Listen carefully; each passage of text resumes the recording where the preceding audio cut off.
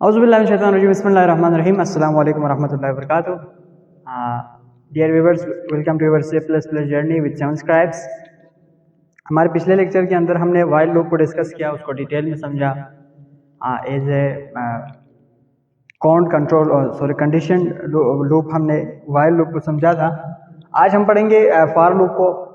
और for loop अगर basically देखा जाए तो एक specialised form of while loop है, मतलब वाइल लूप की एक स्पेशलाइज्ड किस्म है। ठीक है, तो इसमें कुछ भी नहीं है, बहुत आसान है। वाइल लूप जब हमने क्लियर कर लिया है तो इसको समझने में हमें बहुत आसानी होगी। ठीक है, तो फर्स्ट ऑफ ऑल जो पहली बात है फॉर लूप के बारे में, मैं एक दो बात आप लोगों को बता देता हूँ। उसके बाद हम एक रियल वर्ल्ड एग्जांपल लेते हैं कि हमारे अपनी ज़िंदगी में कहाँ कहाँ पे हम लूप का जो काम करते हैं ना, वो लूप हमारे ज़िंदगी के अंदर कहाँ कहाँ पे इस्तेमाल होता है, उसको समझेंगे। फिर हम उसके सिंटैक्स के ऊपर आएंगे तो आपको मज़ीद आसानी होगी। ठीक है, तो पहली बात, it is a counter loop. हम we can also call that it is a counter loop, और हम इसे काउंट कंट्रोल लूप भी कहते हैं, फॉर लूप भी कहते हैं।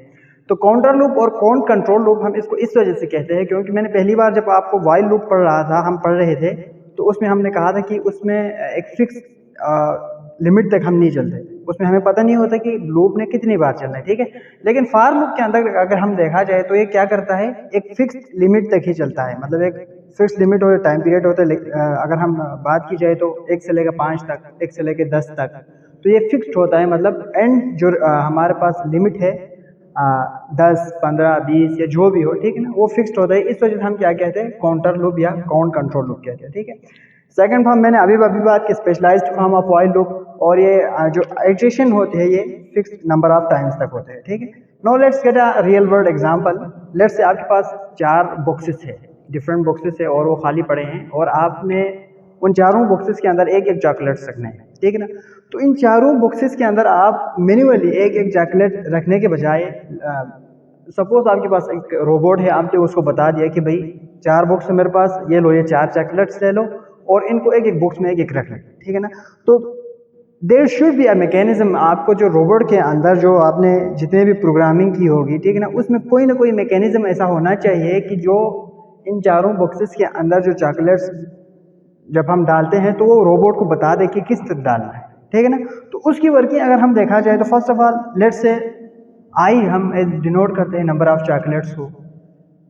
क्या करेगा रोबोट, पहले चेक करेगा क्या आई 1 है, वो 1 उसके पास आया, फिर वो चेक करेगा कि क्या ये स्मॉलर देन 5 है, क्या 5 से कम है, क्योंकि हमने कहा था मेरे पास 4 बॉक्सेस है तो हमने 4 चॉकलेट्स दे दी रोबोट को। ठीक है ना, तो वो चेक करेगा क्या ये 5 से कम है, अगर कम है तो एक बॉक्स में पुट कर देगा। लेट्स से फर्स्ट बॉक्स में उसने क्या कर दिया, एक चॉकलेट पुट कर दिया, आगे चला।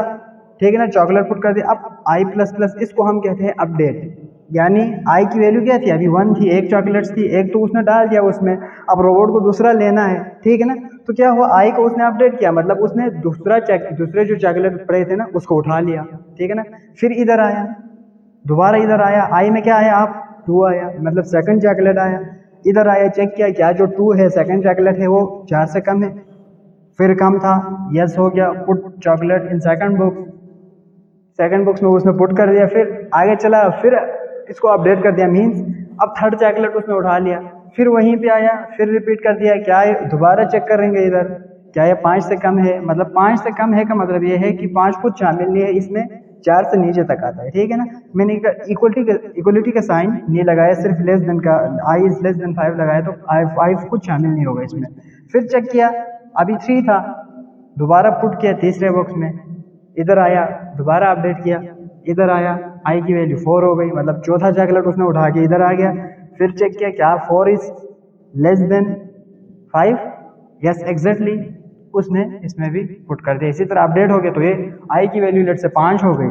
ठीक है ना, कोई उसके पास कोई था ही नहीं, तो इधर चॉकलेट्स उसके साथ 5 के साथ जब कंपेयर हो गया तो 5 तो था ही नहीं, उसके पास 4 थे। ठीक है ना, तो क्या हुआ, कंडीशन फॉल्स हो गया exactly. This is the example, this is the real world example जो हमारे अमूमन ज़िंदगी में होते हैं। इसी तरह कई और एग्जाम्पल आप ले सकते हैं अपनी ज़िंदगी से। ठीक है ना, तो इसी चीज़ को हम सेम इम्प्लीमेंट करते हैं हमारे प्रोग्राम के अंदर। हम प्रोग्राम में जब लिखते हैं तो इसको किस तरह से लिखते हैं, आप ये बॉक्सेस बना के या हम इसी तरह रैंडम उसको हम नहीं लिख सकते। ठीक है ना, इसका कोई ना कोई सिंटेक्स होगा फॉर लूप के अंदर, उसको फॉलो करते हुए हमने लिखना है। तो फर्स्ट ऑफ ऑल जो फर्स्ट लाइन के ऊपर क्या होगा, उसके लिए हम फॉर लूप का हम इस्तेमाल करेंगे। तो फॉर एज ए कीवर्ड, ये क्या है, एक कीवर्ड है, हम इसको रिजर्व्ड वर्ड भी कहते हैं, मतलब ये फिक्स काम के लिए फिक्स जो मुख्तस किया हुआ होता है लैंग्वेज ने। तो आप किसी और काम के लिए इसको इस्तेमाल नहीं कर सकते, सिर्फ और सिर्फ फॉर लूप चलाने के लिए आप फॉर का इस्तेमाल कर सकते हैं, ठीक है ना। रिजर्व्ड वर्ड का मतलब यही है।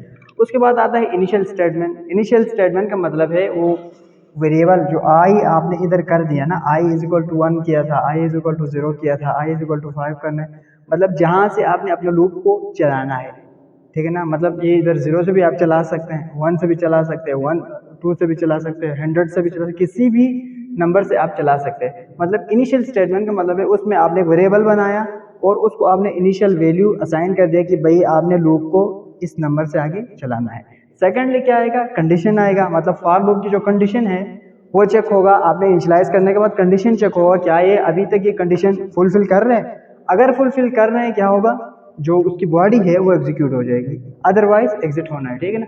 उसके बाद जो अपडेट का मतलब है कि आपने इनिशियल स्टेटमेंट में वेरिएबल को जो वैल्यू दी थी ना, उसको आपने अपडेट करना है, चेंज करना है। अगर चेंज नहीं करेंगे उसका एक और मसला आ जाएगा, वो भी हम देख लेंगे, ठीक है ना। तो अपडेट का सिंपल मतलब यही है कि इनिशियल स्टेटमेंट में जो आपने वेरिएबल को वैल्यू दी है उसको अपडेट करना है। और जो स्टेटमेंट मैंने नीचे लिखा है, this is also called the body of loop. हम बॉडी ऑफ लूप भी कह सकते हैं कि जब कंडीशन फुलफिल होता है तो क्या होगा, ये स्टेटमेंट एग्जीक्यूट होगा, ठीक है ना। तो ये तो हमने इफ एल्स में भी देखा है, व्हाइल के अंदर भी देखा है।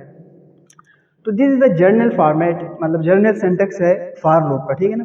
और इन तीनों स्टेटमेंट्स को, जो कंडीशन हो गया, अपडेशन हो गया और इनिशियल स्टेटमेंट को मिला के हम कह सकते हैं फॉर लूप कंट्रोल स्टेटमेंट्स भी हम कहते हैं। और इधर जो इनिशियल स्टेटमेंट के अंदर जो वेरिएबल आता है, आई इज अ वेरिएबल, ठीक है ना। आई हो, जे हो, के हो, जो भी हो, कोई भी वेरिएबल उसको हम लूप वेरिएबल भी कहते हैं।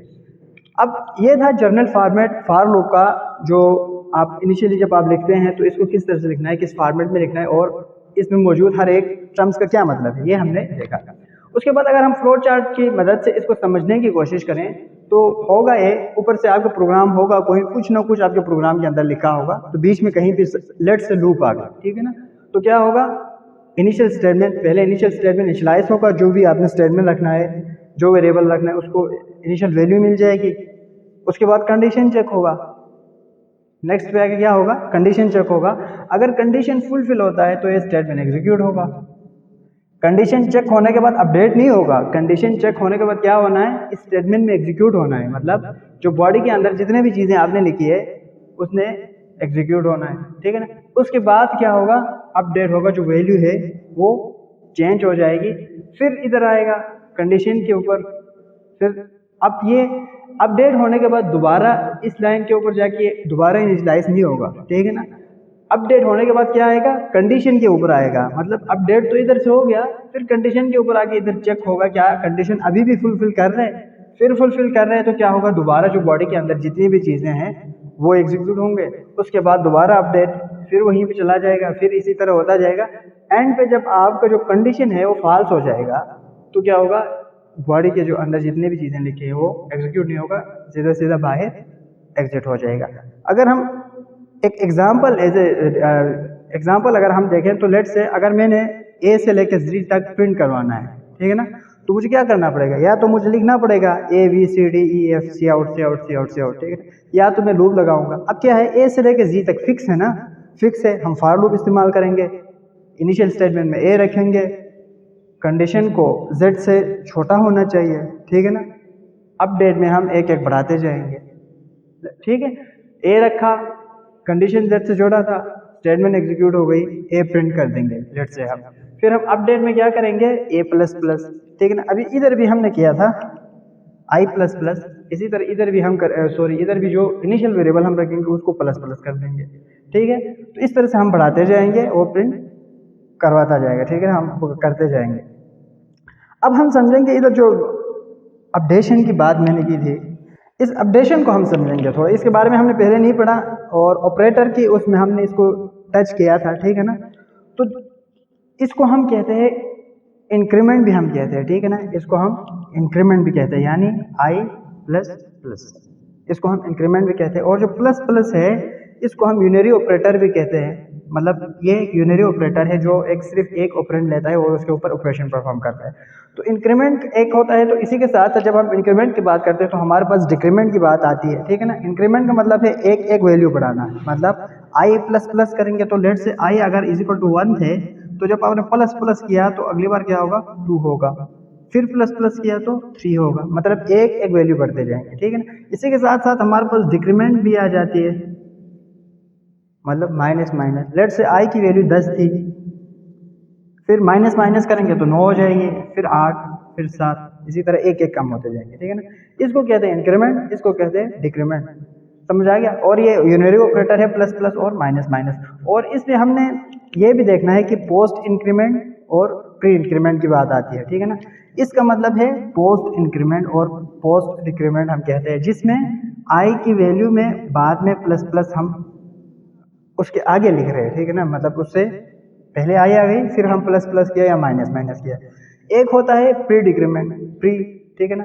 प्री में हम करते हैं माइनस माइनस आई या प्लस प्लस आई, ठीक है। सेम है, दोनों का काम सेम होता है, लेकिन कुछ जगहों के ऊपर इनका काफ़ी डिफरेंस आपको नज़र आता है, ठीक है ना। लेकिन लूप के अंदर आप प्री करें पोस्ट करें आपका काम सेम चल जाता है। लेकिन अगर आप प्री करते हैं तो इसका एडिशनल फ़ायदे है, वो हम शायद लूप में जाके कहीं पे देखें इस चीज़ को, ठीक है ना।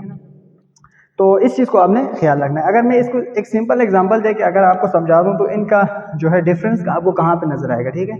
तो लेट्स से मेरे पास आई की वैल्यू थी 1 और मैंने कर दिया सी आउट प्लस प्लस आई, और एक और स्टेटमेंट मैंने लिख ली सी out I plus plus.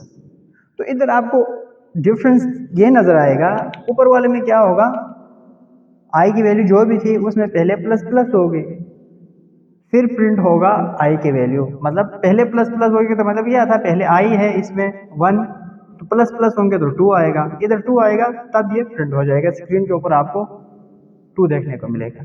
Next वाले पोस्ट वाले में क्या होगा, पहले आई स्क्रीन के ऊपर आ जाएगा, आई की जो भी वैल्यू है, ठीक है ना। मतलब लेट से अभी इसको हम स्किप कर देते हैं, आई की वैल्यू 1 थी ना, ये स्क्रीन के ऊपर प्रिंट हो जाएगा, उसके बाद जाके इसमें क्या होगा प्लस प्लस होगा, तो ये स्क्रीन के ऊपर 2 नहीं आएगा, स्क्रीन के ऊपर सिर्फ 1 आएगा, 2 क्या होगा आई में जाके स्टोर हो जाएंगे। फिर अगर ये आई कहीं और इस्तेमाल करेंगे नीचे आप, फिर आपको क्या होगा 2 होगा। तो सिंपल सी यही डिफरेंस है प्री और पोस्ट इंक्रीमेंट में। तो दिस जो पूरे जो कंसेप्ट है ये फॉर लूप के बारे में था, कंसेप्ट को हमने इधर समझा है, एग्जाम्पल को हम सिस्टम के ऊपर करके देखते हैं, और उधर हम बात करते हैं इनफाइनाइट लूप की भी बारे में हम बात करते हैं। फिर अगर इसमें एक और बात मैं बताना भूल गया, इसमें ये भी है फॉर लूप के अंदर जब भी आप फॉर लूप इस्तेमाल करते हैं तो इधर आपने सेमीकोलन का इस्तेमाल नहीं करना, ठीक है ना। सेमीकोलन का इस्तेमाल करेंगे तो आपका स्टेटमेंट चलेगा ही नहीं, समझ आ गया। मतलब इधर आया तो इधर से ही ये टर्मिनेट हो जाएगा, नीचे वाले जितने भी बॉडी आपने लिखे हैं वो चलना ही नहीं है, ठीक है ना। तो ये थे फॉर लूप के बारे में। अब हम सिस्टम के ऊपर जाके उधर देखते हैं प्रोग्राम लिख करके। अब हम देखेंगे सिस्टम के ऊपर फॉर लूप जो कंसेप्ट हमने बोर्ड के ऊपर समझा है उसको हम इधर इम्प्लीमेंट करके देखते हैं। तो मैंने हमारा जो है फाइल पहले ही ओपन कर दिया हुआ है, इसी से हम आगे बढ़ाते हैं। मैंने इधर एक प्रोग्राम लिखा हुआ है। आज का जो हमारा प्रोग्राम है उसका मकसद ये है कि बेसिकली हमारा जो है ए से लेके जेड तक का जो जितने भी अल्फ़ाबेट्स हैं ना स्मॉल लेटर्स में, उसको हमें स्क्रीन के ऊपर प्रिंट आउट करके दिखाना है। तो हमारे प्रोग्राम का मकसद बेसिक यही है। तो इसके लिए हम क्या करेंगे, एक चीज़ बार बार रिपीट हो रहे हैं तो हम उसके लिए फॉर लूप का इस्तेमाल करेंगे। फॉर लूप का इस्तेमाल करने के लिए हमने कहा था 3 चीज़ें, जो हमने फॉर लूप के अंदर 4 चीज़ें उधर पढ़ी थी बोर्ड के अंदर, उसको हमने इधर एक्चुअल में इम्प्लीमेंट किया है। तो सबसे पहले हमने उधर इनिशियल स्टेटमेंट की बात की थी, तो इधर से लेके इधर तक क्या है इनिशियल स्टेटमेंट, यानी करैक्टर सी मैंने एक करैक्टर टाइप वेरिएबल बना दिया सी, इसको मैंने इनिशियलाइज़ कर दिया ए से, मतलब ये ए से चलेगा, ए से चलेगा जेड तक। उसके बाद आया इधर सेमीकोलन, आपने इसके बाद सेमीकोलन ज़रूर लगाना है, ये सिंटैक्स का हिस्सा है, ठीक है ना। इधर सेमीकोलन याद से लगाना है। उसके बाद आपका पास आ जाएगी जी कंडीशन, वो हमने बोर्ड के ऊपर देखा है, कंडीशन इधर आया, यानी कब तक आपने चलाना है, कितनी दफ़ा आपने चलाना है, एक लिमिट तक आपने चलाना था फॉर लूप के अंदर, ठीक है। तो मैंने कहा कि सी जो है ना हमेशा ए से लेके चलता जाएगा जब तक ये जी के बराबर ना हो, जब जी के बराबर हो जाएंगे तो फिर उसके बाद कोई वैल्यू आ जाएगी तो वो एग्जिट हो जाएगा। उसके बाद हमने बात की थी अपडेशन की, यानी प्लस प्लस की हमने बात की थी, तो इसको हम कहते हैं इंक्रीमेंट भी हम कहते हैं। सी प्लस प्लस जब आप करेंगे तो हमने वो बोर्ड के ऊपर भी देखा है, इसमें इंक्रीमेंट का मतलब ये है कि एक एक वैल्यू आपके पास बढ़ती जाएगी। यानी ये प्लस प्लस क्या है, ये प्लस प्लस एक यूनरी ऑपरेटर है, एक ऑपरेंड लेता है। यानी अभी इधर सी ले रहे, सिर्फ सी ले रहे, ठीक है ना, इसको कहते हैं यूनरी ऑपरेटर। इसका मकसद ये है कि जब आप किसी वेरिएबल के साथ इसको इस्तेमाल करते हैं, लेट से अभी हमने सी के साथ किया, फिर प्लस प्लस कर दिया, तो क्या होगा, सी की जो आज की वैल्यू है उसमें एक नंबर का इजाफा होगा, ठीक है ना। सी की आज की वैल्यू जो भी अभी लेट से ए की जो है ना 67 है तो 68, 69 इस तरह से कुछ भी हो सकता है, ठीक है ना। फिर उसमें सी की आज की वैल्यू जो आता है ना, उसके बाद उसमें एक प्लस प्लस होगा तो क्या होगा, डी की आज की वैल्यू आ जाएगी। सी के बाद डी आता है ना, तो इसी तरह से ये इंक्रीमेंट हो गया एक नंबर का, ठीक है। इसमें आप 2, 3 नंबर का भी इंक्रीमेंट कर सकते हैं, वो भी हम अभी देखेंगे।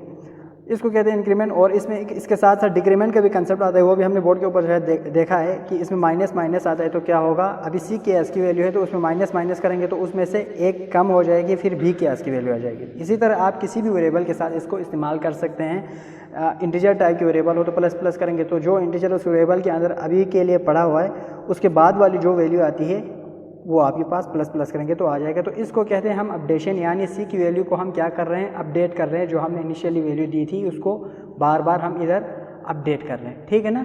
उसके बाद हम आगे जो बॉडी के अंदर स्टेटमेंट्स इधर मल्टीपल आ सकते हैं, तो इस वजह से मैंने ब्रेसेस लगा लिए हैं अभी एक स्टेटमेंट के लिए ज़रूरी नहीं है, लेकिन जब आप मल्टीपल स्टेटमेंट लिखते हैं तो हम इफ़ एल्स के केस में भी हमने देखा तो इधर भी हम देख रहे हैं कि इसको लगाना ज़रूरी है। तो इधर आके क्या करेंगे, सी आउट कर देंगे सी को, यानी पहली बार ए किया, फिर चेक किया क्या ये जे से बड़ा छोटा है, सी आउट कर दिया, ए को अपडेट हो गया, सी में प्लस प्लस बी आ गया, दोबारा चेक किया बी को जी से छोटा है एग्जैक्टली, फिर बी प्रिंट होगा, इसी तरह होता जाएगा। इसको हम रन करके देखते हैं तो मज़ीद क्लियर हो जाएगी चीज़ें। ये आपके पास आ गया जी, ए से लेके जी तक जितने भी हमारे पास अल्फ़ाबेट्स थे वो हमारे पास आ गए। तो ये है लूप का फ़ायदा, फॉर लूप का जो है, फॉर की जो इंपॉर्टेंस है, उसके बेनिफिट्स है, वो आप जब फिक्स नंबर तक आपने चलाना हो तो आप क्या करेंगे, फॉर लूप का इस्तेमाल करते हैं। इसके बाद नेक्स्ट एक चीज़ है, इधर आपने मैंने बोर्ड के ऊपर बताया था, इधर आपने सेमीकोलन नहीं लगाना। सेमीकोलन इधर एंड के ऊपर अगर आप लगा लेंगे तो ये इसका मतलब है लूप इधर टर्मिनेट हो गया, कुछ नहीं कर रहा है, लूप की बॉडी के अंदर कुछ भी नहीं है। मतलब लूप ने सिर्फ ये कंडीशन चेक किया, अपडेट हुआ, बेसिक वैल्यू उसके पास आ गई, उसके बाद कुछ नहीं करना, तो इधर ही ख़त्म हो जाएगी। जब आप इस तरह इधर ये करेंगे तो आपका जो नीचे बॉडी के अंदर जो जितने भी चीज़ें आपने लिखी है, लेट से मैंने सी लिखा है ना, तो सी तो मैंने ऊपर डिफ़ाइन किया था लूप की इस जो इनिशियल वैल्यू जब आप दी थी, तो ये लूप की जो इन दो ब्रैकेट्स के अंदर हमने इस्तेमाल किए थे ना, तो आप इन दो ब्रैकेट्स के अंदर जब इस्तेमाल करते हो तो ये इसकी बाद जब सेमीकोलन लगाते हो तो आप नीचे से इसको एक्सेस नहीं कर सकते, ठीक है ना। इसको आप तब एक्सेस कर सकेंगे जब आप इधर सेमीकोलन नहीं लगाएंगे, तभी इसकी बॉडी के अंदर आप एक्सेस कर सकते हैं। अभी क्या हो रहा है, इधर सेमीकोलन आपने जब लगाया तो इसकी बॉडी ही इधर ख़त्म हो रही है, यानी कुछ भी नहीं हो रहा है। इसका मतलब यही है बॉडी के अंदर कुछ भी नहीं हो रहा है, इधर ही ख़त्म हो रहा है, तो ये आप एक्सेस नहीं कर सकते, ठीक है ना। तो अगर आपने इधर फिर भी एक्सेस करना हो, आपको लेट से इधर आपने लूप ख़त्म कर दिया किसी ज़रूरत के बिना पर, तो आपने सी आपको इधर चाहिए तो आपको क्या करना पड़ेगा, इसको इधर से निकाल के, इधर से लेट से मैंने इधर से निकाल लिया, फिर मैंने ऊपर कर दिया, ठीक है। तो इधर आप इस तरह से कर सकते हैं, फिर आप एक्सेस कर सकते हैं इसको। इसमें क्या हुआ, ये बॉडी के इस ब्रैकेट से बाहर चला गया, ये तो ग्लोब आप इस मेन के अंदर कहीं से भी एक्सेस कर सकते हैं ना, इस तरह एक आम सी वेरिएबल बन गई अब ये, तो ठीक है ना। तो इस तरह आपको करना पड़ेगा। इसी तरह ये जो दो चीज़ें हैं जो हमने इधर लिखे हैं, ये भी आप नहीं भी लगाएं तब भी आपका काम चलेगा, एक स्पेसिफिक जब आप कोई काम करना चाहते हैं तो। लेकिन ये एडवांस सी बात है, अभी हमारे लिए क्या चाहिए, अभी हमारे लिए ए से लेकर जेड तक चाहिए, तो ये हमारे जो ज़रूरी है ये चीज़ें इधर लिखना, ठीक है ना। तो हमने इस वेरिएबल को, ये आपने ख्याल रखना, इसको आप बाहर भी लिख सकते हैं ज़रूरत के बिना पर, इधर अंदर भी आप लिख सकते हैं, ठीक है ना। तो इसको मैंने लेट से बाहर ही रख लिया, या मैं अंदर ही रख लेता हूँ ताकि आप कंफ्यूज ना हो, ठीक है। तो मैंने इसको अभी के लिए इधर ही रख लेता हूँ, फिर मैंने इधर से सेमीकोलन को ख़त्म कर दिया, फिर अभी मैंने चला के देखा तो सेमीकोलन का आपने ख्याल रखना है। लेट से अगर ये वेरिएबल अपडेट नहीं करें हम, यानी एक पास जो इनिशियल वैल्यू गई थी ना उसको हम अपडेट ना करें तो क्या होगा, इसको हम देखते हैं, रन करके देखते हैं। तो ये आपके पास चलता जा रहा है, ठीक है ना, ए प्रिंट होता जा रहा है। तो इस ये क्यों हो रहा है, ऐसा क्यों हो रहा है। ऐसा अगर हम एनालाइज करें इसको तो हमें नज़र आएगा, जब हमने पहली बार सी को वैल्यू दी थी तो वो ए हमने वैल्यू दिया था सी को। उसके बाद कंडीशन चेक हुआ क्या सी के अंदर जो ए की वैल्यू जो पड़ी हुई है सी वेरिएबल के अंदर, क्या वो जी से मतलब कम है। सी के अंदर ए था तो ए जाहिर सी बात है जी से तो छोटा है ना, तो जी से तो छोटा, कंडीशन फुलफिल हो गया। नीचे आके क्या आ गया, प्रिंट हो गया सी। लेकिन इसके बाद क्या हुआ, दोबारा इधर चला गया, कंडीशन के ऊपर दोबारा चेक हुआ, लेकिन इसमें कोई अपडेशन हुई ही नहीं है। यानी सी के अंदर जो वैल्यू पहले थे वही अभी भी है, इसमें कोई चेंज ही नहीं आई। तो क्या होगा, बार बार चेक होगा, बार बार ये सी के अंदर जो पहले पड़ी थी वही वैल्यू रहेगी, तो बार बार ये जेड से छोटी हो जाएगी, ठीक है ना। तो ये बार बार चलता रहेगा इसी तरह इसको हम कहते हैं इनफाइनाइट लूप, यानी मल्टीपल टाइम वो चलता रहेगा, कहीं पे ख़त्म नहीं होगा। तो ये इस चीज़ को आपने ज़रूर ख्याल रखना है कि इधर कंडीशन को आपने ज़रूर लगा देना है, ठीक है। तो उसके बाद हमने इसको फार लूप के अंदर भी हमने वाइल लूप के अंदर भी हमने देखना था, उधर भी यही सेम सीन है। उधर भी आपको ये करना पड़ता है, ठीक है ना, जो वेरिएबल की अपडेशन ज़रूरी होती है उधर भी। तो ये थी फार लूप के बारे में कुछ बातें। और इसको अगर आपने इसी प्रॉब्लम को अगर आप चाहें जेड से लेकर ए तक चलाना है तो क्या करेंगे, सिंपल सी बात है, हमने कहाँ से चलाना है, जिसको हम जहाँ से भी आप चलाना चाहते हैं उसको हम क्या करेंगे, इनिशियल उसको दे देंगे। इनिशियल वेरिएबल को मैंने कर दिया जी, और इसको मैंने चलाना है कहाँ तक, ए तक चलाना है। और जो सी के अंदर जो वैल्यू पड़ी है ना, वो अभी क्या होनी चाहिए, हमेशा बड़ी होनी चाहिए या इक्वल होनी चाहिए ए से। समझ आ गया। अभी हम इसको रन करके देखते हैं, इसका क्या हमें बिहेवियर देखने को मिलता है। तो इधर अजीब सी चीज़ आ गई, ठीक है ना, मतलब एक रैंडम सी कोई गार्बेज वैल्यू सी इधर जेड प्रिंट हो गया, फिर ब्रैकेट 2 आ गया, ठीक है। तो इसको अगर हम देखें तो इसमें हमने कहाँ पे गलती की है, ये तो सही है, कैरेक्टर सी जी के ऊपर आ गया, ठीक है ना, ये तो सही है। उसके बाद आप सी की जो वैल्यू है हमेशा बड़ी होनी चाहिए ए से, ये भी एग्जैक्टली सही है। लेकिन क्या कर रहे हैं आप, सी में प्लस प्लस कर रहे हैं, यानी पहले ही जेड था उसमें प्लस प्लस करेंगे तो क्या आ जाएगी, जेड से कोई बड़ी अल्फ़ाबेट है ही नहीं, जेड आखिरी अल्फ़ाबेट है। हमें क्या चाहिए, वाई चाहिए, एक्स चाहिए, उसके बाद नीचे जितने भी है वो चीज़ें चाहिए, हमें जेड से बड़ी नहीं चाहिए। तो हमें क्या करना पड़ेगा, इधर माइनस माइनस करना पड़ेगा, यानी जेड आ गया पहले, फिर माइनस माइनस करेंगे तो क्या होगा, वाई के ऊपर आ जाएगा, फिर माइनस माइनस करेंगे तो उससे पिछली वैल्यू के ऊपर। तो इसको हम कहते हैं डिक्रीमेंट, यानी जेड आया फिर हमने उसको उसमें से डिक्रीज़ करता गया। यानी डिक्रीमेंट जब आप माइनस माइनस करते हैं तो इंक्रीमेंट का सेम है ये भी, ठीक है ना। इंक्रीमेंट के क्या होता है कि प्लस प्लस करेंगे तो एक वैल्यू जो भी आपने सी के अंदर वैल्यू दी है उसकी आस्की वैल्यू में एक वैल्यू प्लस हो गया। जब आप माइनस माइनस करेंगे तो डिक्रीमेंट हो गया, यानी आस्की वैल्यू जो भी थी उसमें एक वैल्यू कम हो गई, ठीक है ना। तो जब आप ये करेंगे तो नीचे आता जाएगा, ए तक आता जाएगा, फिर ठीक है। इसको हम रन करके देखते हैं। तो अब ये हमारे पास क्या हुआ, सही हुआ, यानी Z से लेके A तक उल्टा आपका प्रिंट करके उसने दे दिया, ठीक है। अभी हमने सिर्फ एक एक वैल्यू इसमें प्लस कर रहे हैं, माइनस कर रहे हैं, ठीक है ना। अभी आप इसमें मल्टीपल भी कर सकते हैं। मल्टीपल किस तरह से, सपोज अभी C में पड़ी थी तो C में मैं करता हूँ माइनस इक्वल टू 5, यानी 5 वैल्यू मैंने कम कर दी C में से, फिर एक वैल्यू आ जाएगी, फिर मैंने 5 वो कम कर दिया आस्की वैल्यू में से, फिर जो अल्फ़ाबेट आएगा वो इधर प्रिंट हो जाएगा, ठीक है। तो इस तरह से भी आप कर सकते हैं। तो ये ZUPKFA सिर्फ यही आ गई, क्योंकि मैंने 5 का गैप रखा था ना उसमें, A से लेके B C D E फिर F आ गया, ठीक है ना। तो इस तरह से मैंने 5 का डिक्रीमेंट कर दिया Z से लेके A तक, तो ये 5 के बाद आ जाएगा। इसी तरह आप इंक्रीमेंट भी कर सकते हैं, डिक्रीमेंट भी कर सकते हैं, कुछ भी आप कर सकते हैं। इसमें जो है ना प्लस करना है, माइनस करना है, जितनी वैल्यूज़ आप चाहे 10 का करना है आप कर सकते हैं, ठीक है।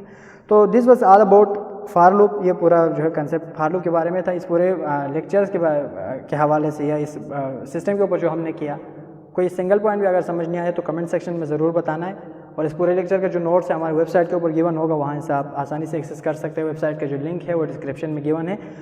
और हमारे चैनल को आपने ज़रूर सब्सक्राइब करना है ताकि आने वाली जो वीडियोस है वो आप तक पहुँचते रहे। Thank you so much.